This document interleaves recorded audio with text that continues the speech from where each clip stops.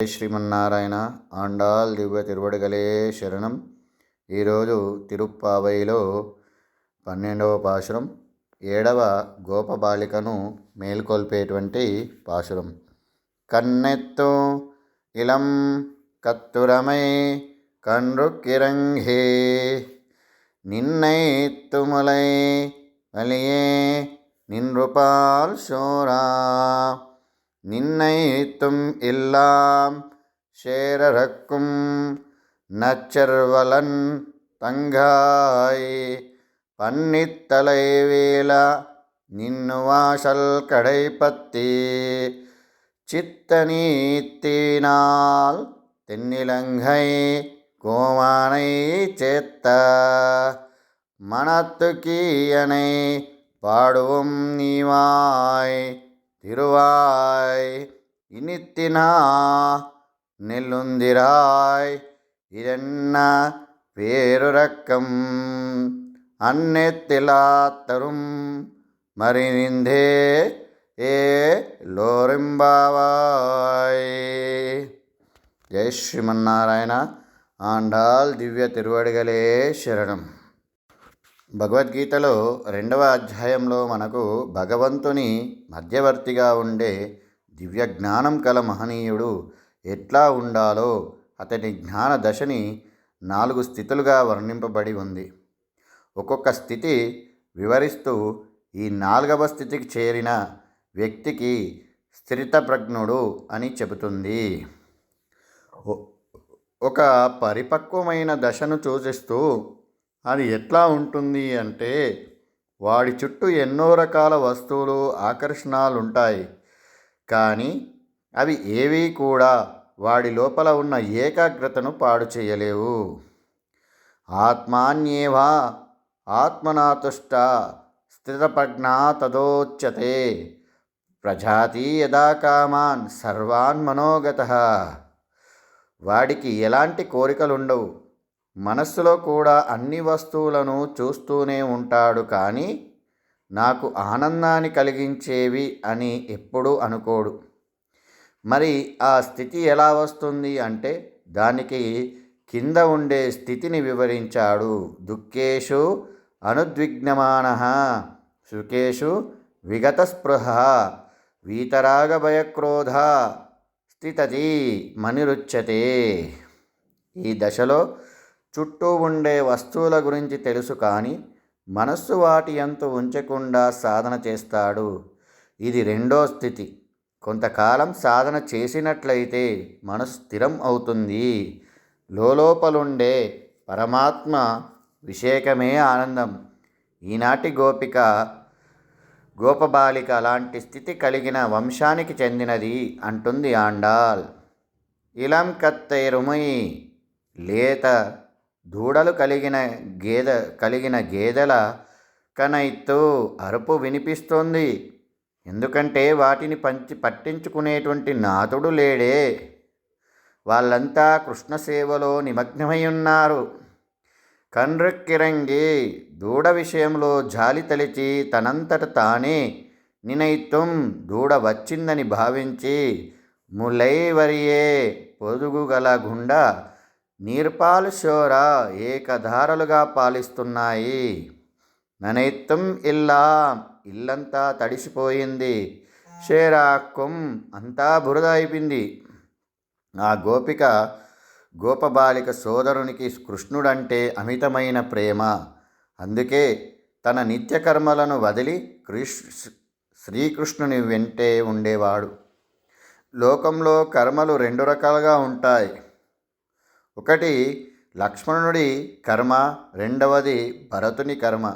లక్ష్మణుని రాముణ్ణి విడిచి ఉండనని రాముడు వద్దన్న ఆయన వెంటనే వచ్చాడు. తాను రాముని సేవలో మరిచి నిత్యకర్మలను పెద్దగా చేసేవాడు కాదు. అదే భరతుడు రాముణ్ణి అజ్ఞానతో నంది గ్రామంలో ఉండే రాజ్యపాలన చేశాడు. నిత్యం కర్మలను పాటించేవాడు. ఇక్కడ మనం గమనించాల్సింది, భరతుడు నిత్యం కర్మానుష్ఠానం చేసేది రాముని కోసమే. లక్ష్మణుడు నిత్యకర్మానుష్ఠాలు మానింది రాముడి కోసమే. నిన్నటి గోపబాలిక ఇంట్లో వారు నిత్యకర్మలు చేసినా అవి కృష్ణుని కోసమే. ఈరోజు గోపబాలిక ఇంట్లో వారు నిత్యకర్మలు వదిలినా అవి శ్రీకృష్ణుని కోసమే. నచ్చల్వంతంగాయ్ ఏ సంపదలు కలిగినా వాడి చెల్లెలా. ఆండాల్ లోపలున్న గోపబాలికను గొప్ప జ్ఞానిగా భావిస్తుంది. జ్ఞానులైన మహనీయులు వారు తామంతట తాము భగవద్జ్ఞానాన్ని అనుభవిస్తూ మనపై జాలితో మనకు ఉపదేశిస్తూ ఉంటే మన దేహం తడిసి లోపల మనలోని హృదయం ద్రవించేటట్టు చేసి అది మనం భగవంతుని అనుభవించేటట్టు చేస్తుంది. పనిత్తలై వీరా, మంచుతో పైన తడుస్తున్నాం. ఏ స్థితి వచ్చిందమ్మా మాకు, ఏం స్థితి వచ్చిందమ్మా మాకు? 3 ప్రవాహాలుగా మేము కొట్టుకుపోతున్నాం. కిందేమో పాల ప్రవాహం, పైనేమో మంచు ప్రవాహం. మరి మధ్యలో మా హృదయంలో శ్రీకృష్ణుని కళ్యాణ గుణగణాల ప్రవాహంతో తడిసిపోతున్నాం. ఎక్కడ ఆధారం లేకుండా పోతుంది. మరి నిన్వాషల్ కడైపత్తి, అమ్మా నీ గుమ్మపుపై కప్పుని పట్టుకొని వేలాడుతున్నాం. అయితే లోపలున్న గోపబాలికకు కృష్ణుడు ఆడపిల్లలను ఏడిపిస్తున్నాడని కోపమున్నట్లుంది. అందుకే ఒక స్త్రీని ఏడిపించినందుకు షినిత్తినాల్ కోపంతో తానై ఇలంగై కోమానై అందమైన లంకా నగరానికి రాజైన రావణాసురుణ్ణి చేత్తాం సంహరించి మనత్తుకీమానై అందరి హృదయాలు దోచుకున్న మనోభిరాముణ్ణి నామం పాడుతున్నా. నీవాయ్ తిరువాయ్, నీవు నోరు తెరవవా? ఇనిత్తాన్ ఇరుందిరాయ్, ఇక నేనైనా నోరు తెచ్చి లేవమ్మా. ఇదెన్న శేరపురక్కం, ఇది ఇలాంటి నిద్రమ్మా. అనైత్తిలాంగత్తారుం అరిందు, లోకమంతా తెలిసిపోయింది లేవమ్మా నీ గొప్పతనం అంటూ ఆండాల్ తల్లి ఈ గోపికను లేగ దూడలు గల గేదెలు పాలు పెతుకుతున్నారు లేక దూడలను తలుచుకొని వానిపై మనసు పోవుటచే ఆ దూడలచే వచ్చి పొదుగులో మూతి పెట్టినట్లు తోచి పాలు పొదుగు నుంచి కారిపోవుటచే ఇల్లంతయు బురదమయంగా ఒకానొక మహేశ్వర సంపన్నుని చెల్లెలా మంచు తలపై పడచుండగా నీ వాకిట మేము నిలిచామమ్మా. మీ ఇంటి ద్వారపు పైకప్పుని పట్టుకొని నిల్చుని ఉంటిమి. కోపముతో దక్షిణ దిక్కున ఉన్న లంకకు అధిపతైన రావణుణ్ణి చంపిన రాముని గానం చేయుచుంటిమి. అది వినైనా గాని నీవు నోరు విప్పవా? ఇంకా మమ్మేలు కొనవా? ఏమీ ఈ గ్రాఢ నిద్ర? ఊరి వారందరికీ నీ విషయం తెలిసిపోయినది, లెమ్ము అని ఈ కృష్ణుని విడవక సర్వకాలమందుండచే సర్వధర్మముల నుండి చెయ్యలేని దశయందు ఐశ్వర్య సంపన్నుడగు ఓ గోపాలుని చెల్లెలు మేల్కొల్పుతున్నారు.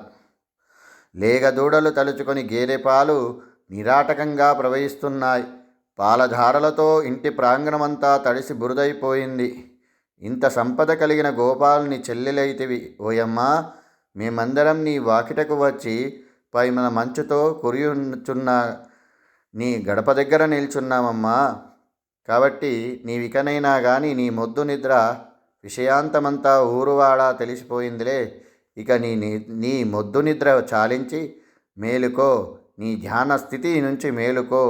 మా గోష్ఠిలో చేరి వ్రతాన్ని సాంగోపాంగంగా పూర్తి చేయటానికి సహాయపడు అంటూ 7వ గోపబాలికను నిద్రలేపారు.